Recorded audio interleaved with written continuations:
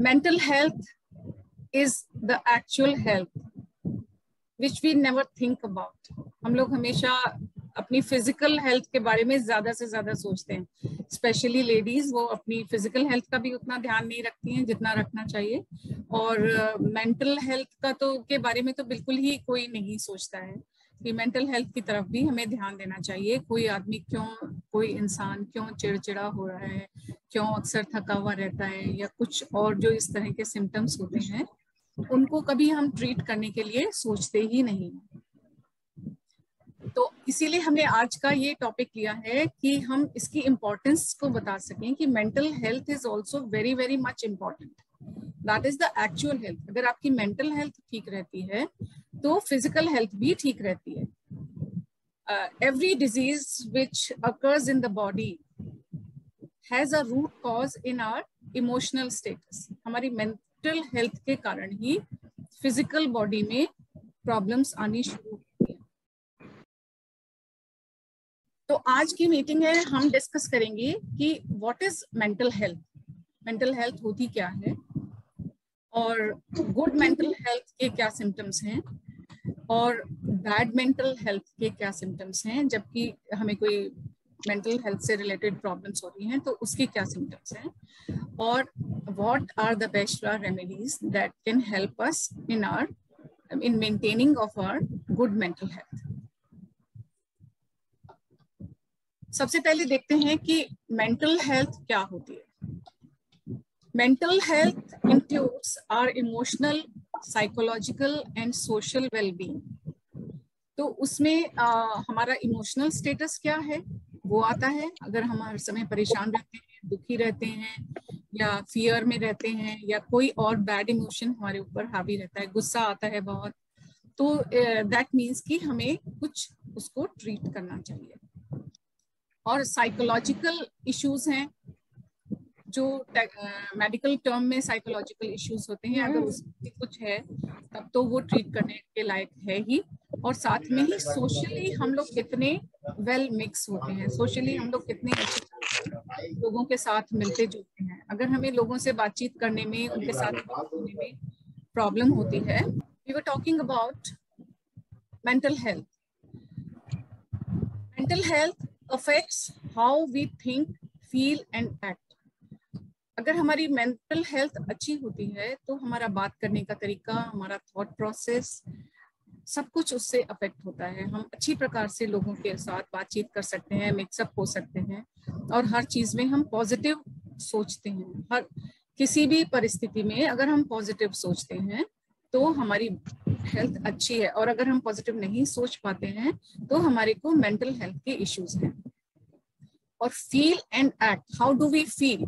किसी हमारी mental health जो है वो हमारे सोचने के तरीके को, और क्या हम महसूस करते हैं उसको, और किस तरह से हम एक्ट करते हैं, कैसा हम बिहेव करते हैं, तो उसके ऊपर ज्यादा प्रभाव डालती है।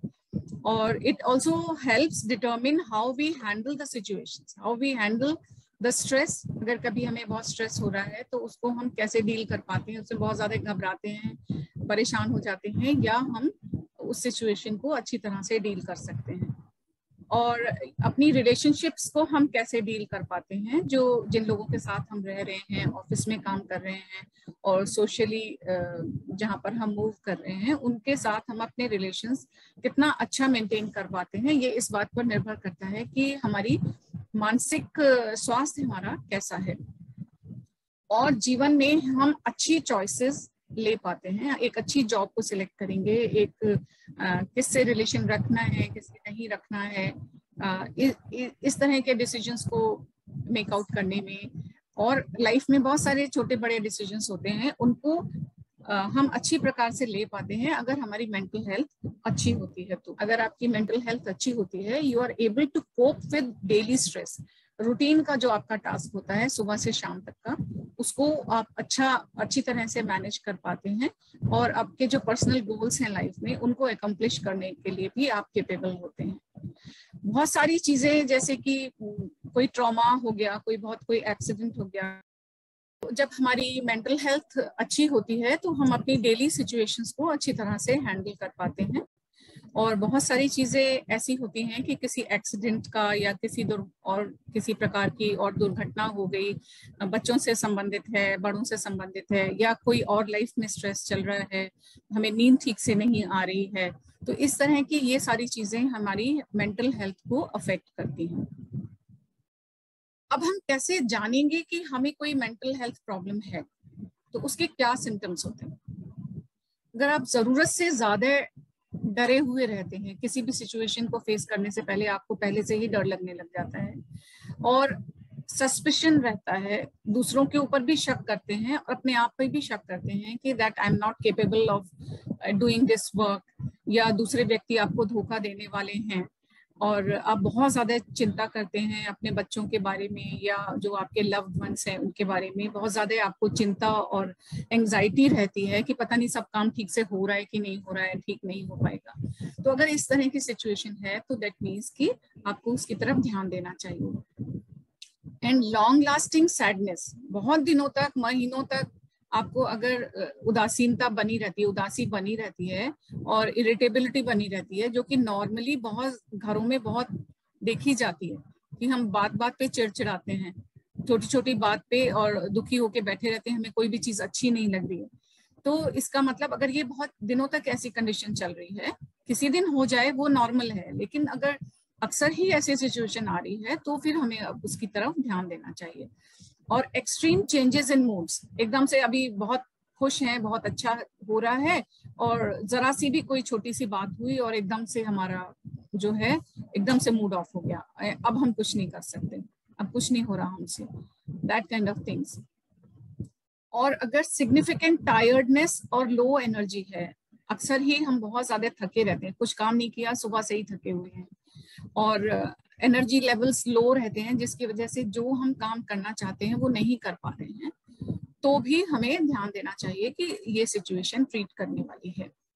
और social withdrawal from friends and activities, अगर आप सोशली अपने फ्रेंड्स में मिक्सअप नहीं होना चाह रहे हैं, सडनली आपकी ऐसी कंडीशन हो गई है कि अब आप अपने नए फ्रेंड्स भी नहीं बनाना चाह रहे हैं, जो फ्रेंड्स हैं आपको बुला रहे हैं लेकिन आप नहीं जाना चाहते हैं, किसी भी शादी ब्याह में कोई भी एक्टिविटी सोशली हो रही है, कहीं कीर्तन हो रहा है पर आपका मन नहीं है जाने का, हम अपने घर में बहुत खुश हैं, हमें कहीं जाने की जरूरत नहीं है, अगर इस तरह की फीलिंग है तो हमें उसकी तरफ ध्यान देना चाहिए।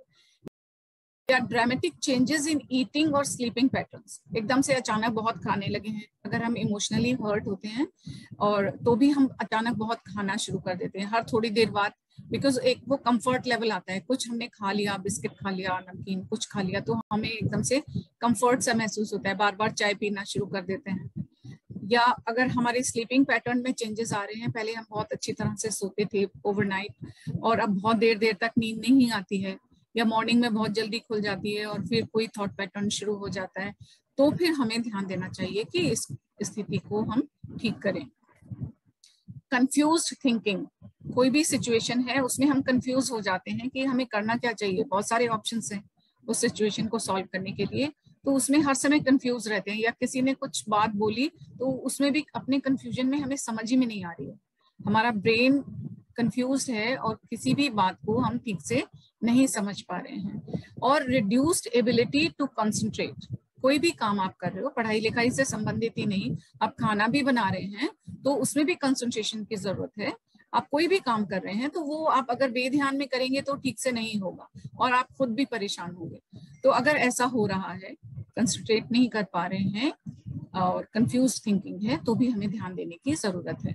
एक्सेसिव फियर्स और वरीज, ये हम पहले भी बता चुके हैं, जबकि बहुत ज्यादा अगर डर हो, थोड़ा बहुत डर होना नॉर्मल है, डर आया और चला गया, लेकिन हम हर समय चिंतित रहते हैं, एक ही बच्चा है आजकल बहुत सारी फैमिलीज में, तो उसको लेके ही बहुत चिंतित रहते हैं कि ये इसका कहीं कुछ एक्सीडेंट ना हो जाए, ये कैसे स्कूल जाएगा, ये कैसे पढ़ेगा, मतलब उसके too much worry about the child, about the parents, about your job or anything else. Extreme feelings of guilt, अगर कोई छोटी सी भी बात हो गई, हम ठीक से नहीं कर पाए और उसके लिए हम अपना बहुत बड़ा गिल्ट पाल लेते हैं। और सभी के जीवन में कुछ चीजें ऐसी होती हैं जो उसे वो पूरा नहीं कर पाते हैं, जो उन्होंने सोचा था उस प्रकार से पूरा नहीं कर पाते हैं, पर अपनी क्षमता के अनुसार हम कार्य कर रहे हैं, जो हम ठीक समझते हैं वो हम कर रहे हैं। लेकिन अपनी किसी भी छोटी सी गलती को लेके मन में गिल्ट की फीलिंग रखना और ये सोचना कि I am not up to the mark और मैंने बहुत गलत किया, अब जो हो गया पास्ट में वो तो वापस नहीं आएगा ना, तो वो हो गया उसको खत्म कर देना चाहिए और आगे बढ़ जाना चाहिए। तो अगर इस तरह की फीलिंग हो रही है बहुत ज्यादा है और आप उस गिल्ट से बाहर नहीं आ पा रहे हैं, तो हमारी बैच फ्लावर रेमेडीज आपको इसमें हेल्प कर सकती हैं। हर छोटी बात के लिए हम लोग को साइकेट्रिस्ट के पास जाने की उतनी जरूरत नहीं होती है, क्योंकि साइकेट्रिस्ट में भी या तो वो आपको काउंसलिंग करेंगे, और अगर मेडिसिन देते हैं, छोटी बात के लिए मेडिसिन देते भी नहीं है वो, ये जो चीजें हम बात कर रहे हैं इसमें काउंसलिंग ही होती है। और कई बार हमें खुद भी पता है कि हमारा बिहेवियर रॉन्ग हो रहा है, या हम we are not capable of changing our thought pattern, हम उसको चेंज नहीं कर पा रहे हैं, तो हमारी बैच फ्लावर रेमेडीज हम इसमें बहुत ज्यादा हेल्प करती हैं। Now we will talk about Bach flower remedies which help you in maintaining your mental health. Poor concentration. सबसे ज्यादा किसी भी काम को करने में बच्चे का या बड़े का कंसंट्रेशन नहीं हो पा रहा है, तो कंसंट्रेशन ना हो पाने के 3 रीजंस हैं जो हम यहाँ पर दे रहे हैं। The person is not, sorry, 2 reasons हैं, या तो वो पूरी तरह अटेंटिव नहीं है, या उसका माइंड कहीं इधर उधर पास्ट या फ्यूचर में जाता आता रहता है ना। the person is not in the present moment में नहीं होंगे तो हमारा कंसंट्रेशन होगा ही नहीं। तो अटेंटिव ना होने के 3 रीजंस होते हैं। ड्यू टू इनर रेस्टलेसनेस, आप अंदर से इतने बेचैन हैं, आपको अपने ऊपर विश्वास नहीं है, आत्मविश्वास की भी कमी है, लो सेल्फ एस्टीम है, और आप अपनी आदतों के ऊपर आपको कंट्रोल नहीं है, तो इसलिए आपको रेस्टलेसनेस बनी रहती है अंदर। तो उसके लिए हमारे पास ये 2 रेमेडीज हैं। लार्च, जो आपके सेल्फ कॉन्फिडेंस को बढ़ाती है, और चेस्टनट बड, जो आपको हेल्प करती है कि आप अपने पुराने पैटर्न्स को चेंज कर सकें, अपनी आदतों को, अपनी पुरानी पास्ट में की गई गलतियों में आप सुधार ला सकें। अब तो इनर रेस्टलेसनेस नॉर्मली इन्हीं रीजन से होती है। या फिर आप एब्सेंट माइंडेड रहते हैं, तो भी आप अपने ही ख्यालों की दुनिया में रहते हैं, अपने बारे में अपना ही कुछ सोचते रहते हैं, तो भी हम अटेंटिव नहीं होंगे, प्रेजेंट मोमेंट में अटेंटिव नहीं होंगे, तो हम पूरे कंसंट्रेशन के साथ काम नहीं कर पाएंगे। उसमें भी आपको लार्च और क्लेमेटिस का यूज करना है। एब्सेंट माइंडेडनेस के लिए हमको क्लेमेटिस बैच फ्लावर रेमेडी का यूज करना है। Due to lack of motivation, हमारे अंदर से मोटिवेशन ही नहीं है कि हमें कोई काम करना है, हमें कोई काम करना भी है, अच्छी तरीके से करना है, लाइफ में कोई मोटिवेशन ही नहीं है, या उस पर्टिकुलर वर्क को जिसको हम करने के लिए बैठे हैं उसके लिए हमें कोई मोटिवेशन नहीं है, we don't want to do that work, अच्छा ठीक है कर लेंगे काइंड ऑफ सिचुएशन। तो उसमें भी आपको लार्च और wild oat gives you direction, it creates motivation to do something. तो हम लार्च के साथ वाइल्ड ओट को ले सकते हैं। किसी भी केस में आपको ये सारी रेमेडीज नहीं लेनी है। अगर आप if you can pinpoint the situation then you can take these remedies, otherwise you should ask your therapist. जो बैच फ्लावर थेरेपिस्ट से जब आप पूछेंगे तो वो आपको आपकी इमोशनल कंप्लीट कंडीशन को देखते हुए आपको रेमेडीज को सजेस्ट करेंगे। माइंड ड्रिफ्ट्स टू फ्यूचर और पास्ट, कई बार पास्ट में कोई घटना ऐसी घट गई है जो हमारे दिमाग से हटती नहीं है, चाहे वो बहुत खुशी की भी हो सकती है, वो बहुत दुख की भी हो सकती है। हमें बार बार वो दुख जो है वो कष्ट अपना हॉन्ट करता है। कोई क्रॉनिक इलनेस थी हमारी, वो अब ठीक हो चुकी है, लेकिन हम बार बार हमें वही याद आता है कि वो ट्रॉमा हमारे ऊपर अभी भी हावी है कि हमने इतना कष्ट झेला था। या पास्ट में कभी हम बहुत खुश थे और अब हम उसी लेवल पर हैप्पीनेस को अचीव करना चाहते हैं जो इस समय नहीं अचीव हो पा रही है। तो उस केस में भी अगर हम पास्ट की बात कर रहे थे, तो अगर पास्ट की कोई सिचुएशन है हैप्पी और सैड, तो हमें हनीसकल लेना है. In that case, we have to take honeysuckle that helps us to come out of the past and live in present. और अगर हम फ्यूचर प्लान्स बहुत ज्यादा बनाते हैं, हवाई के लिए बनाते हैं, जो पॉसिबल नहीं चीजें हैं, अपने एक वंडर वर्ल्ड में रहते हैं, तो या फिर आपकी प्लानिंग भी चल रही है फ्यूचर की, सपोज कि बहुत ज्यादा फ्यूचर की प्लानिंग चल रही है, तो डे टू डे एक्टिविटीज को वो अफेक्ट करने लगती है. फ्यूचर प्लानिंग, आपको कोई बिजनेस सेट करना है, आपको कोई जॉब चेंज करना है, उसके लिए आपको कुछ स्टडी करना है, वो और हमें क्या क्या करना है उस गोल को मैनिफेस्ट करने के लिए, अगर हर समय दिमाग में यही सारी चीजें चलती रहती हैं, तो हमें क्लेमेटिस की जरूरत होती है. ठीक है, तो ये पुअर कंसंट्रेशन से रिलेटेड अगर हमारी प्रॉब्लम है, तो हम इन रेमेडीज का यूज कर सकते हैं. नेक्स्ट एक जो बहुत इम्पोर्टेंट एस्पेक्ट है मेंटल हेल्थ को डिस्टर्ब करने का, कि हम जरूरत से ज्यादा चिंता करते हैं. Too much worry, anxious about the health and security of loved ones. बहुत से लोग ऐसे हैं, male and female both. I have seen many main who are very much worried about their daughters and sons, mainly daughters के लिए बहुत ही चिंतित रहते हैं कि इसके साथ कुछ गलत ना हो जाए, ये बहुत डेलिकेट है, इसके साथ बहुत अच्छा हो. तो कुछ फादर्स जो हैं बहुत ज्यादा चिंता करते हैं, और मदर्स की चिंता करना तो मशहूर ही है, सभी मदर्स चिंता करती हैं बच्चों की. तो और इसी तरह से सिर्फ बच्चों का नहीं, हस्बैंड वाइफ एक दूसरे की अगर बहुत चिंता करते हो, अपने पेरेंट्स की भी जरूरत से ज्यादा चिंता करते हो. एक्चुअली हमें चिंता नहीं करना है, केयर करना. केयर सबकी करनी है, लेकिन उसके लिए अगर हम वरी करते रहेंगे, तो ना तो हम उनसे ठीक से उनकी केयर कर पाएंगे, और अपनी हेल्थ को भी खराब करेंगे. तो अगर हमें अपने परिवार जनों की, या अपनी फैमिली एंड फ्रेंड्स की, किसी की भी बहुत ज्यादा अगर चिंता और परेशान करती है, तो हमें रेड चेस्टनट की जरूरत होती है. There is a person who told me he is healthy completely, but उसकी 2.5 साल की बच्ची है, और वो उसके लिए बहुत ज्यादा परेशान रहता है, बहुत ही ज्यादा परेशान रहता है कि इसको छींक भी ना आ जाए.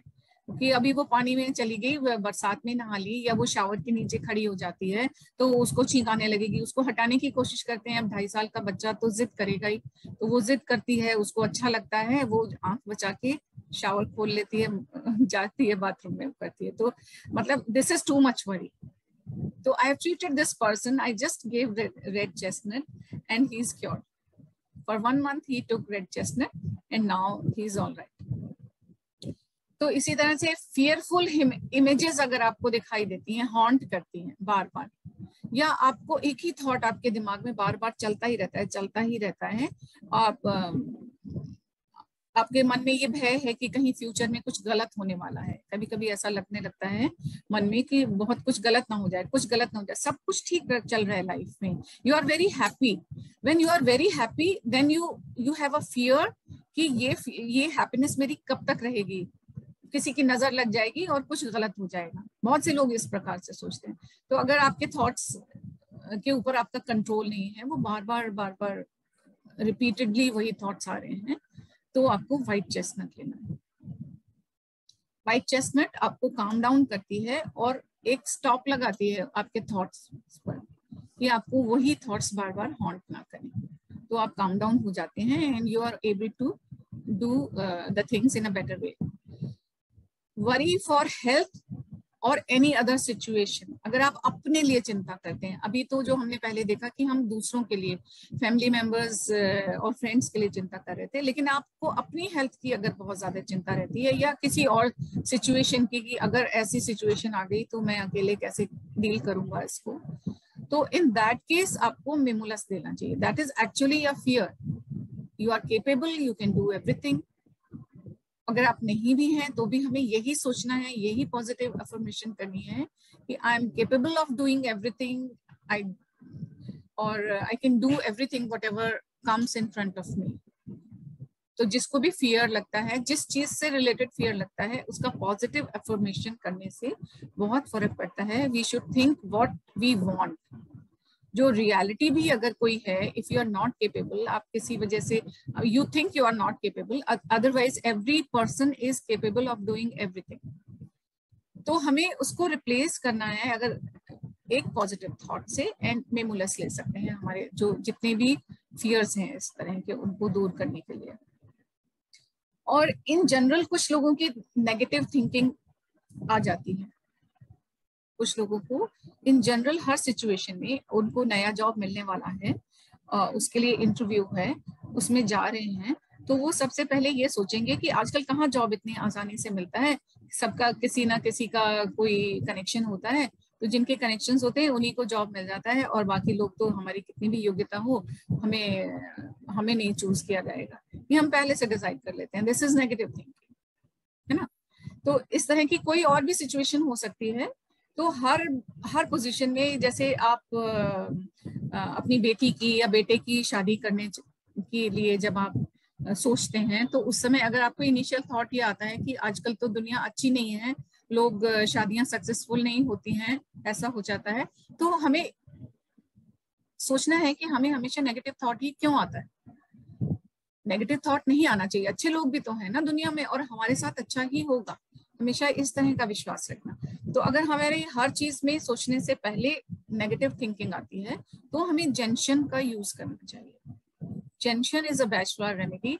इसका भी एक बहुत अच्छा इंस्टेंस मेरे पास है। एक there is a young girl, उसकी शादी को 2-3 महीने हुए थे और everything was very good there. She came to me, उसने मुझे बताया कि सब कुछ वहां पर बहुत अच्छा है, लेकिन कोई भी सिचुएशन आती है, सब लोग बहुत ध्यान भी देते हैं मेरी तरफ, लेकिन कुछ भी होता है नौकरी में या इसमें ही, परिवार में, फैमिली रिलेशनशिप के लिए, हर चीज में मुझे नेगेटिव थिंकिंग पहले आती है, पहले ऐसा नहीं होता था, अब मुझे आजकल ऐसे हो रहा है। तो उसने she took this remedy for 1 month only, Gentian, and this situation was cured and she is very happy in her family. तो कई बार हमें छोटी छोटी सी चीजों को लेके अगर हम इसको उसी समय ट्रीट ना करें, हम नेगेटिव स्टेट में रहेंगे, तो how can we expect others to behave properly with us. वो भी तो उससे अफेक्ट होंगे ना, जो आपका बिहेवियर होगा, जो आपका थॉट प्रोसेस होगा।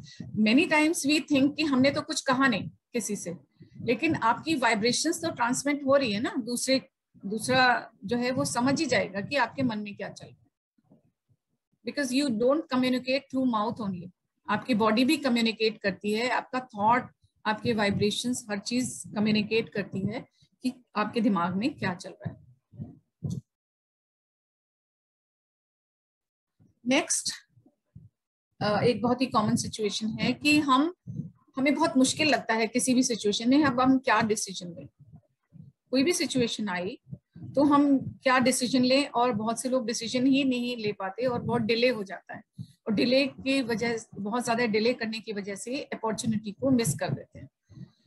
तो अगर उसका कारण आपका लैक ऑफ सेल्फ एश्योरेंस और ट्रस्ट है, कि आपको अपने डिसीजन पे भरोसा नहीं है, आप सोचते हैं जो मैं डिसीजन लूंगा कहीं वो गलत ना हो जाए, तो आप 4 लोगों से पूछते हैं, भाई ये सिचुएशन है, बताओ मुझे क्या करना चाहिए, मैं ये वाला जॉब एक्सेप्ट करूं या वो वाला करूं या तीसरा करूं। तो आपको अपनी चॉइस पे भरोसा नहीं है, आप अपने ऊपर ट्रस्ट नहीं कर रहे हैं, तो in that case you should take सेरेटो।